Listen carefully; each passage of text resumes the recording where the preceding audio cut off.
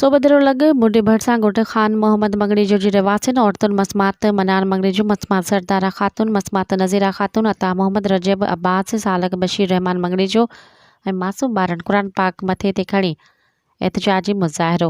ॻोठाणनि ताईं ॿुधायो त ॻोठ जा बासर भाइर ख़मीस अली उर्फ़ टूह मंगड़ीजो ऐं रिटायर्ड पुलिस एहलकार ग़ुलाम हुसैन मंगड़ीजो ॻोठ जो 200 साला क़दीमी मेन रस्तो बंदि करे छॾियो आहे, जंहिं सबबि असां ॻोठाणा सख़्त तकलीफ़ में आहियूं।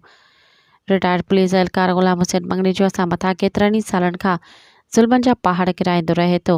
सोबदरो पुलिस पिणु उन सां बट बणियल आहे जेका असां सां को बि दाद इंसाफ़ न पई करे।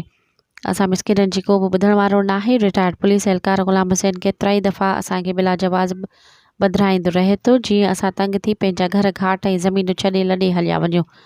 मुतासिर ॻोठाणनि IG Sindh DIG Sukkur SSP Khairpur खां मुतालबो कयो त ॻोठ जो मेन रस्तो खुलराए रिटायर्ड पुलिस एहलकार ग़ुलाम हुसैन मंगड़ीजो ऐं संदसि साथी जे ज़ुल्मनि मां निजात ॾियारे इंसाफ़ कयो वञे। मज़ीद ख़बरनि ऐं तफ़सीलात लाइ विज़िट कयो असांजी वेबसाइट www.awamiNewsHD.com ऐं ॾिसंदा रहो अवामी न्यूज़ HD।